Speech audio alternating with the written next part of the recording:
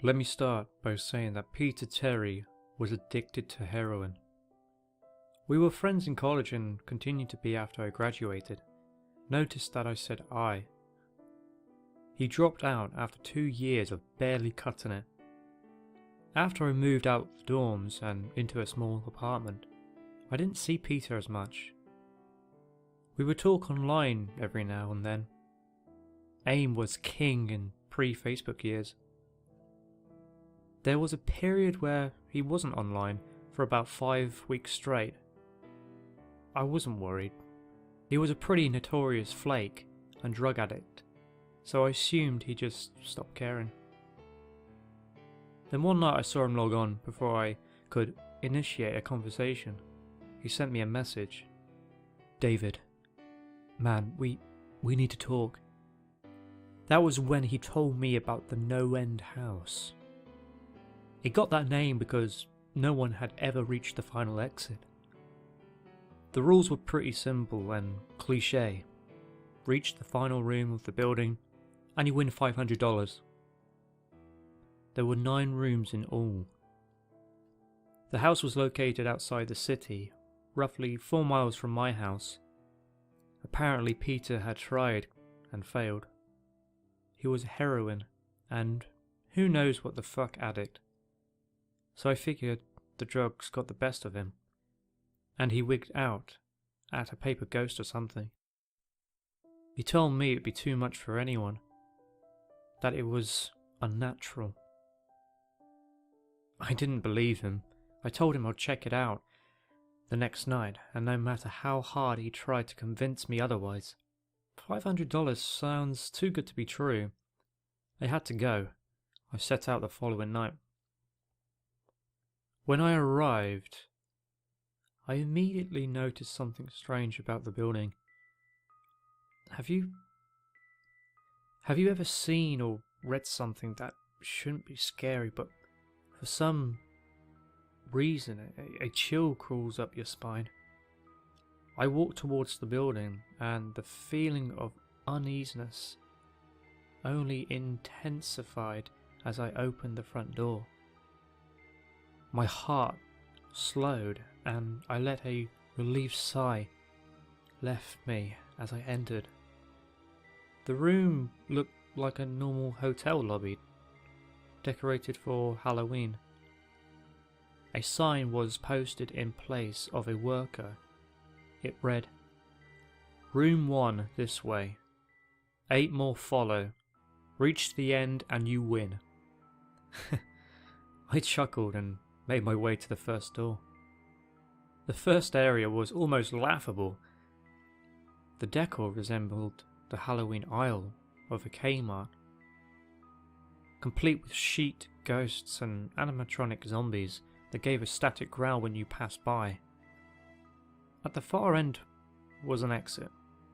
It was the only door besides the one I entered through. I brushed through the fake spider webs and headed for the second room. I was greeted by fog as I opened the door to room 2. The room definitely upped the ante in terms of technology. Not only was there a fog machine, but a bat hung from the ceiling and flew in a circle. Scary. They seemed to have a Halloween soundtrack that one would find in a 99-cent store, on loop somewhere in the room. I didn't see a stereo, but I guess they must have used a PA system. I stepped over a few toy rats that wheeled around and walked with a puffed chest across to the next area. I reached for the doorknob and my heart sank to my knees. I did not want to open that door. A feeling of dread hit me so hard I could barely even think. Logic overtook me after a few terrified moments, and I shook it off and entered the next room. Room 3 is where things began to change. On the surface, it looked like a normal room. There was a chair in the middle of the wood-panelled floor. A single lamp in the corner did a poor job of lighting the area, casting a few shadows across the floor and walls. That was the problem. Shadows. Plural. With the exception of the chairs, there were others. I had barely walked in the door, and I was already terrified. It was at that moment that I knew something wasn't right. I didn't even think, as I automatically tried to open the door I came through. It was locked from the other side. That sent me off. Was someone locking the doors as I progressed? There was no way. I would have heard them. Was it a mechanical lock that set automatically? Maybe, but I was too scared to really think. I turned back to the room and the shadows were gone. The chair's shadow remained, but the others were gone. I slowly began to walk. I used to hallucinate when I was a kid, so I wrote off the shadows as a figment of my imagination. I began to feel better as I made it into the halfway point of the room. I looked down as I took my steps, and that's when I saw it. Or didn't see it. My shadow wasn't there. I didn't have time to scream. I ran as fast as I could to the other door and flung myself without thinking into the room beyond. The fourth room was possibly the most disturbing. As I closed the door, all light seemed to be sucked out and back into the previous room. I stood there, surrounded by darkness, not able to move. I'm not afraid of the dark, and never have been. But I was absolutely terrified. All sight had left me. I held my hand in front of my face, and if I didn't know what I was doing, I would never have been able to tell. Darkness doesn't describe it. I couldn't hear anything. It was dead silent. When you're in a soundproof room, you can still hear yourself breathing. You can hear yourself being alive. I couldn't. I began to stumble forward after a few moments, my rapidly beating heart the only thing I could feel. There was no door in sight. Wasn't even sure there was one this time. The silence was then broken by a low hum. I felt something behind me. I spun around wildly, but could barely even see my nose. I knew it was there, though. Regardless of how dark it was, I knew something was there. The hum grew louder, closer. It seemed to surround me. But I knew whatever was causing the noise was in front of me, inching closer. I took a step back. I had never felt that kind of fear. I can't really describe true fear. I wasn't even scared I was going to die. I was scared of what the alternative was. I was afraid of what this thing had in store for me. Then the lights flashed for a second, and I saw it. Nothing. I saw nothing, and I know I saw nothing there. The room was again plunged into darkness, and the hum became a wild screech. I screamed in protest. I couldn't hear this goddamn sound for another minute. I ran backwards, away from the noise, and fumbled for the door handle. I turned and fell into room 5. Before I describe room 5, you have to understand something. I am not a drug addict. I have had no history of drug abuse or any sort of psychosis short of the childhood hallucinations I mentioned earlier, and those were only when I was really tired or just waking up.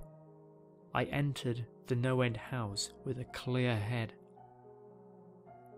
After falling in from the previous room, my view of room 5 was from my back, looking up at the ceiling. What I saw didn't scare me, it simply surprised me. Trees had grown into the room and towered above my head. The ceilings in this room were taller than the others, which made me think I was in the centre of the house. I got up off the floor, dusted myself off, and took a look around. It was definitely the biggest room of them all. I couldn't even see the door from where I was. Various brush and trees must have blocked my line of sight with the exit. Up to this point, I figured the rooms were going to get scarier, but this was a paradise compared to the last room. I also assumed whatever was in room 4 stayed back there. I was incredibly wrong. As I made my way deeper into the room, I began to hear what one would hear if they were in a forest. Chirping bugs and the occasional flap of birds seemed to be my only company in this room. That was the thing that bothered me the most. I heard the bugs and other animals, but I didn't see any of them. I began to wonder how big this house was. From the outside, when I first walked up to it, it looked like a regular house. It was definitely on the bigger side, but this was almost a full forest in here. The canopy covered my view of the ceiling, but I assumed it was still there, however high it was. I couldn't see any walls either. The only way I knew I was still inside was that the floor matched the other rooms, the standard dark wood panelling. I kept walking, hoping that the next tree I passed would reveal the door. After a few moments of walking, I felt a mosquito fly onto my arm. I shook it off and kept going. A second later, I felt about 10 more land on my skin at different places. I felt them crawl up and down my arms and legs, and a few made their way across my face. I flared wildly to get them off, but they just kept crawling. I looked down and let out a muffled scream. More of a whimper, to be honest. I didn't see a single bug. Not one bug was on me, but I could feel them crawl. I heard them fly by my face and sting my skin, but I couldn't see a single one. I dropped to the ground and began to roll wildly. I was desperate. I hated bugs, especially ones I couldn't see or touch. But these bugs could touch me, and they were everywhere. I began to crawl. I had no idea where I was going. The entrance was nowhere in sight, and I still hadn't even seen the exit. So I just crawled, my skin wriggling with the presence of those phantom bugs. After what seemed like hours, I found the door. I grabbed the nearest tree and propped myself up, mindlessly slapping my arms and legs, to no avail. I tried to run, but I couldn't. My body was exhausted from crawling and dealing with whatever it was that was on me. I took a few shaky steps to the door, grabbing each tree on the way for support. It was only a few feet away when I heard it, the low hum from before. It was coming from the next room, and it was deeper. I could almost feel it inside my body, like when you stand next to an amp at a concert. The feeling of the bugs on me lessened as the hum grew louder. As I placed my hand on the doorknob, the bugs were completely gone, but I couldn't bring myself to turn the knob. I knew that if I let go, the bugs would return, and there was no way I would make it back to the fourth room. I just stood there, my head pressed against the door marked 6, and my hand shakily grasping the knob. The hum was so loud I couldn't even hear myself pretend to think. There was nothing I could do but move on.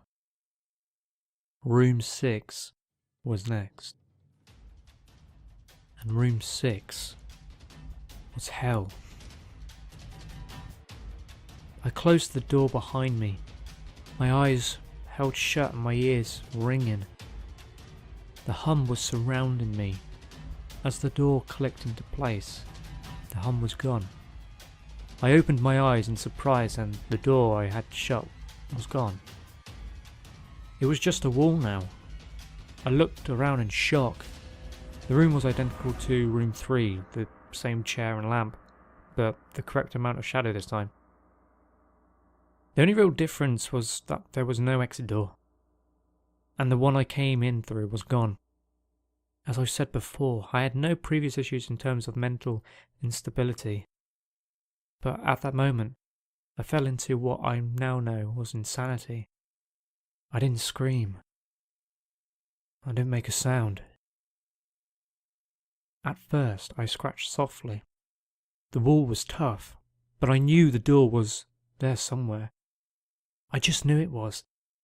I scratched at where the doorknob was. I clawed at the wall frantically, both hands, my nails being filed down to the skin against the wood. I fell silently to my knees. The only sound in the room, the incessant scratching against the wall. I knew it was there. The door was there. I knew it was just there. I knew if I could just get past this wall.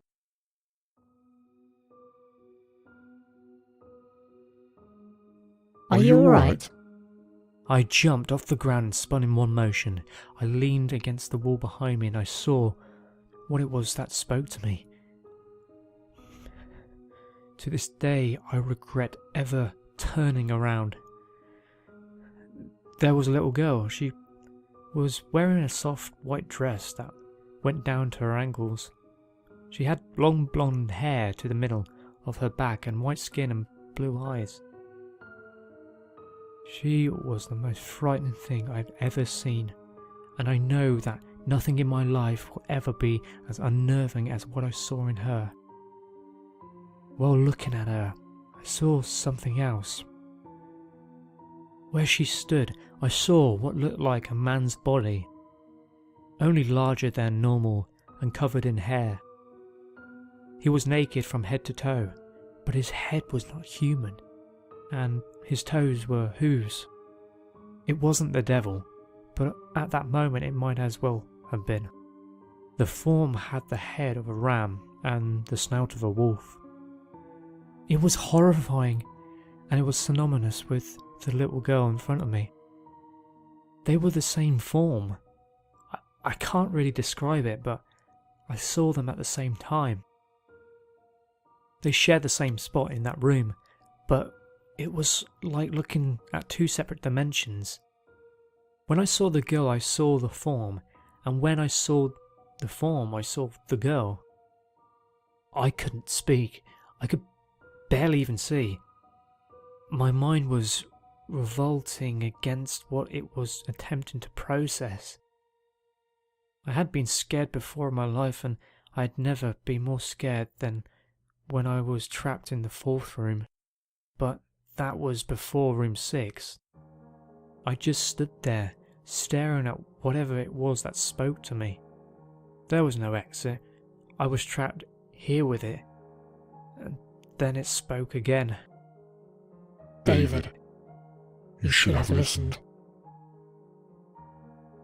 When it spoke, I heard the words of a little girl.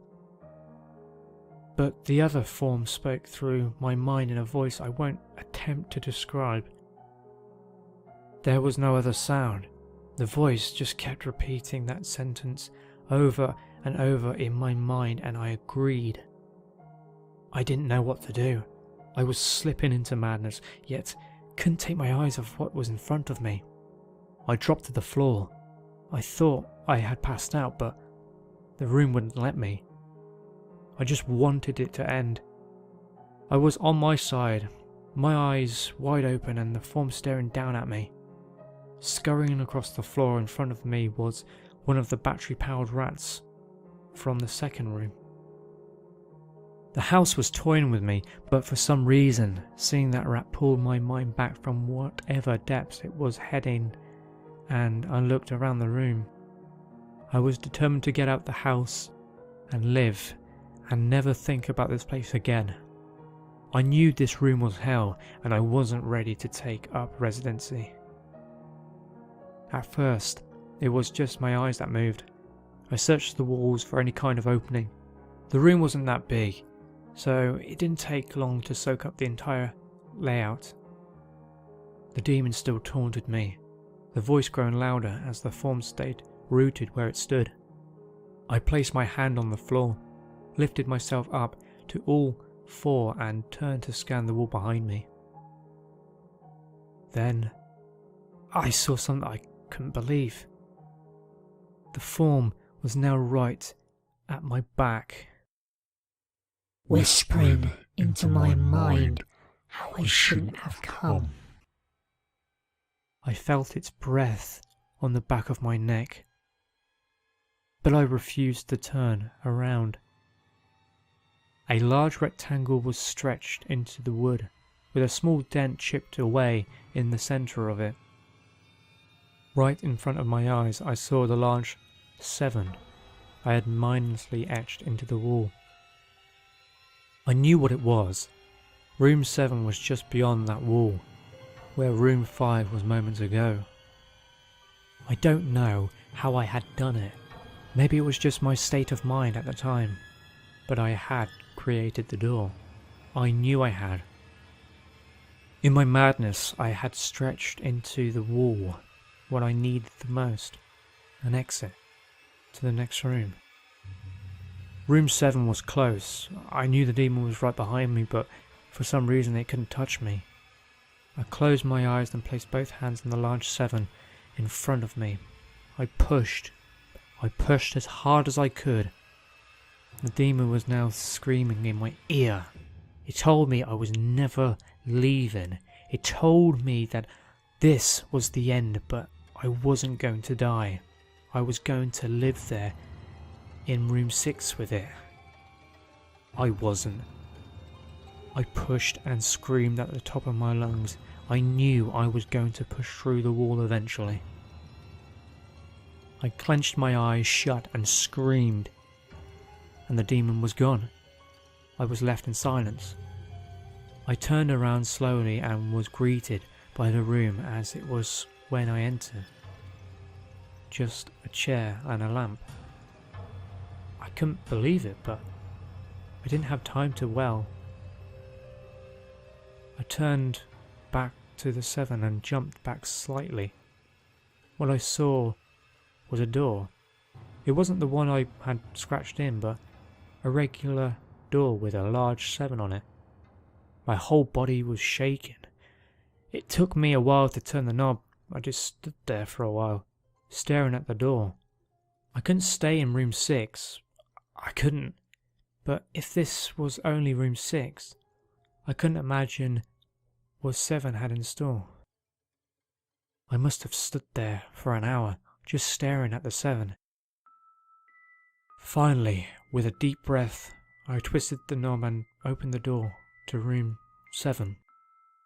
I stumbled through the door, mentally exhausted and physically weak.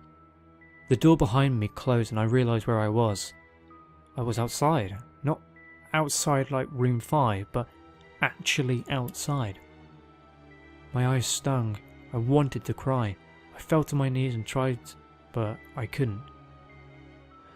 I was finally out of that hell. I didn't even care about the prize that was promised. I turned and saw that the door I just went through was the entrance. I walked to my car and drove home, thinking of how nice a shower sounded. As I pulled up to my house, I felt uneasy. The joy of leaving NoEnd house had faded and dread was slowly building in my stomach. I shook it off as residual from the house and made my way to the front door. I entered and immediately went up to my room. There on my bed was my cat, Baskerville. He was the first living thing I'd seen all night and I reached to pet him. he hissed and swiped at my hand. I recoiled in shock, as I've never seen him act like that. I thought, whatever, he's an old cat. I jumped in the shower and got ready for what I was expecting to be a sleepless night. After my shower, I went to the kitchen to make something to eat. I descended the stairs and turned into the family room. What I saw would be forever burned into my mind. However, my parents were lying on the ground, naked and covered in blood. They were mutilated to near unidentifiable state. Their limbs were removed and placed next to their bodies, and their heads were placed on their chests, facing me. The most unsettling part was their expressions. They were smiling, as though they were happy to see me. I vomited and sobbed there in the family room. I didn't know what had happened. They didn't even live with me at the time. I was a mess. Then I saw it. A door that was never there before.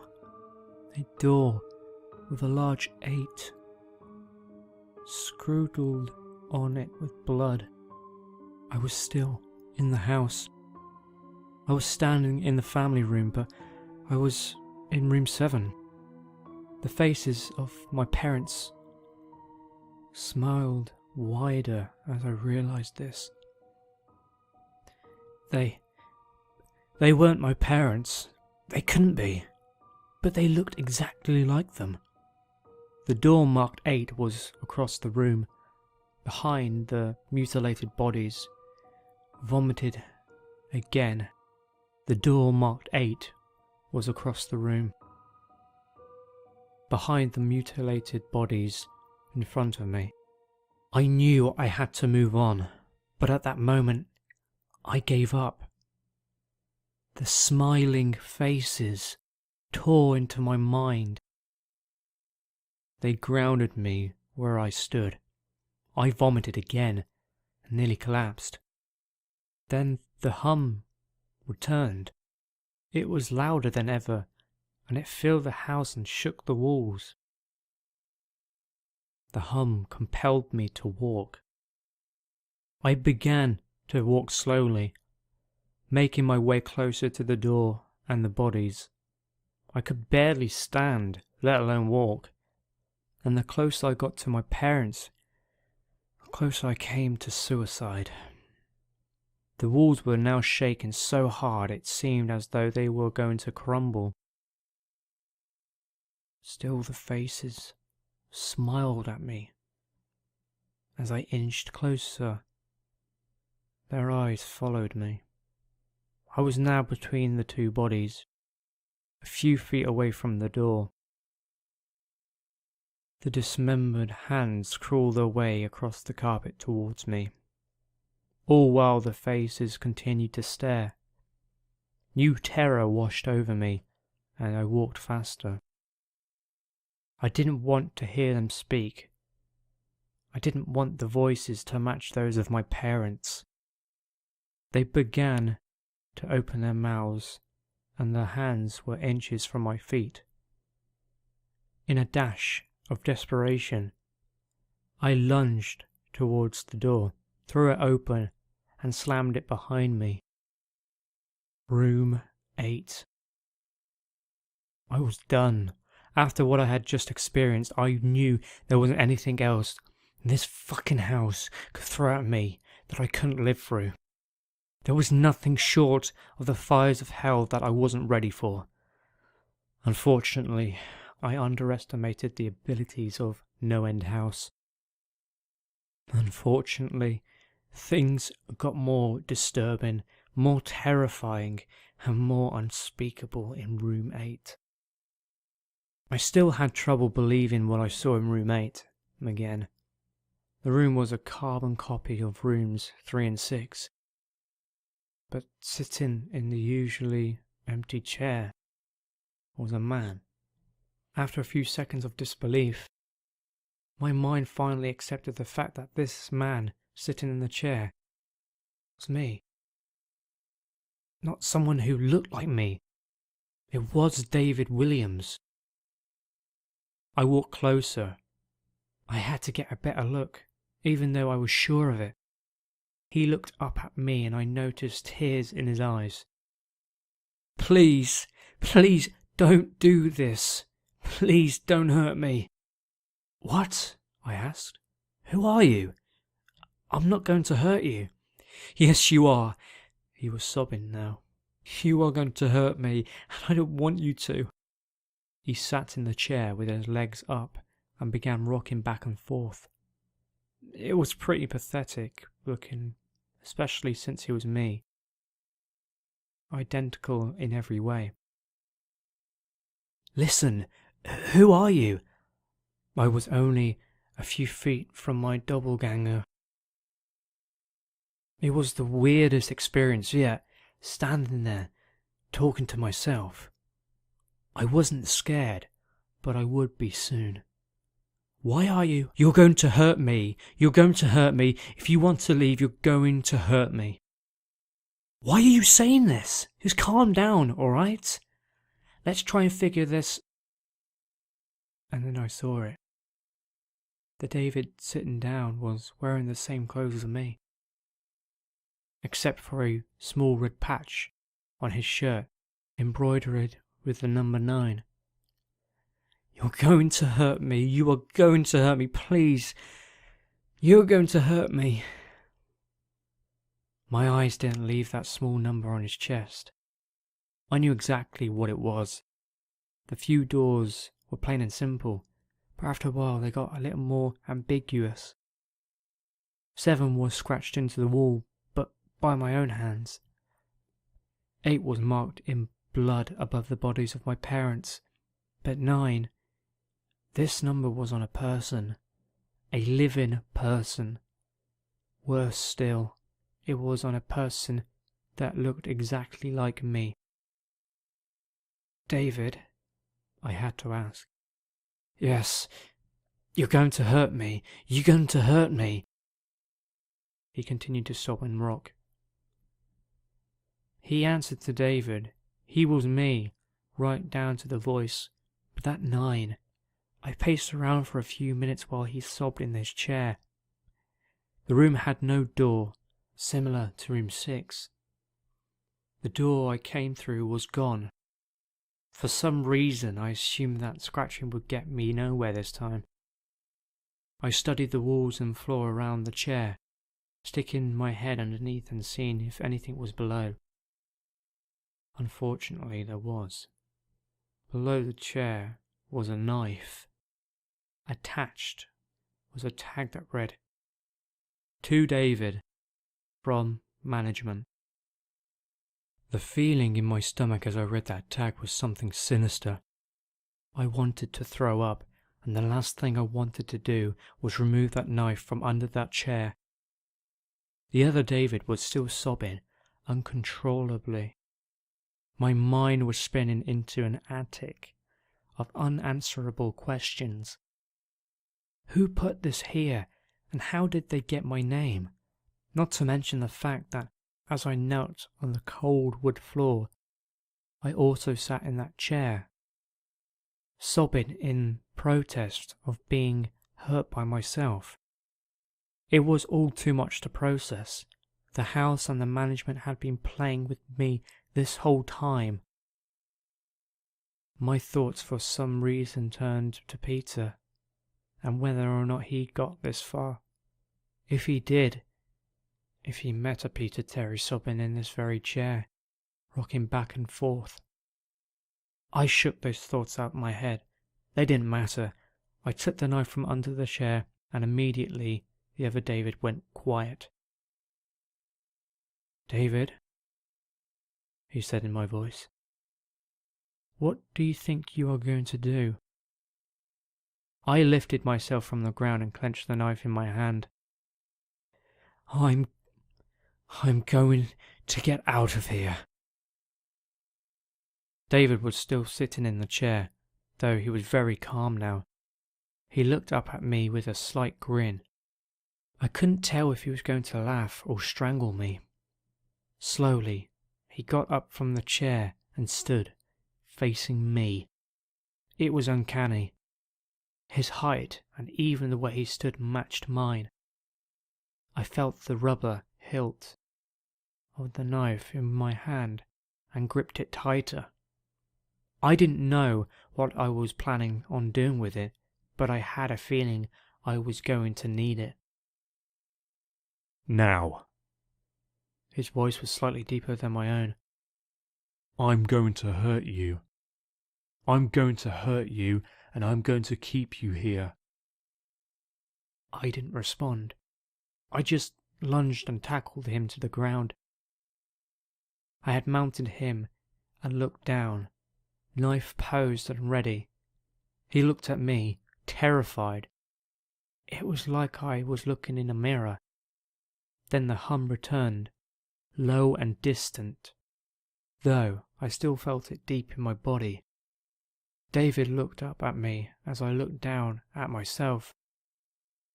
The hum was getting louder, and I felt something inside me snap. With one motion, I slammed the knife into the patch on his chest and ripped down. Blackness fell on the room, and I was falling.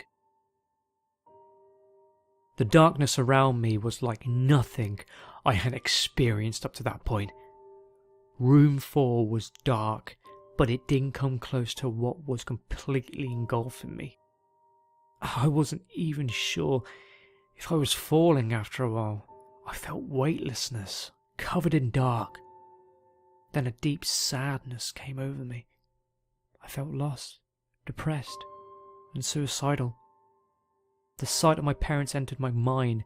I knew it wasn't real, but I had seen it, and the mind has trouble differentiating between what is real and what isn't. The sadness only deepened. I was in room 9 for what seemed like days, the final room, and that's exactly what it was. The end. NoEnd house had an end, and I had reached it. At that moment, I gave up. I knew I would be in that in-between state forever, accompanied by nothing but darkness. Not even the hum was there to keep me sane. I had lost all senses. I couldn't feel myself, I couldn't hear anything. Sight was completely useless here. I searched for a taste in my mouth and found nothing. I felt disembodied and completely lost. I knew where I was. This was hell. Room 9 was hell. Then it happened. A light. One of those stereotypical lights at the end of the tunnel. I felt ground come up from below me, and I was standing. After a moment or two of gathering my thoughts and senses, I slowly walked toward the light. As I approached the light, it took form. It was a vertical slit down the side of an unmarked door. I slowly walked through the door and found myself back where I started, the lobby of NoEnd house. It was exactly how I left it, still empty, still decorated with childish Halloween decorations. After everything that had happened that night, I was still wary of where I was. After a few moments of normalcy, I looked around the place, trying to find anything different. On the desk was a plain white envelope with my name handwritten on it. Immensely curious, yet still cautious, I mustered up the courage to open the envelope. Inside was a letter, again handwritten. Congratulations, you have made it to the end of NoEnd house. Please accept this prize as a token of great achievement. Yours forever, Management. With the letter were $500 bills. I couldn't stop laughing. I laughed for what seemed like hours. I laughed as I walked out to my car and laughed as I drove home. I laughed as I pulled into my driveway. I laughed as I opened my front door to my house, and I laughed as I saw the small 10 etched into the wood.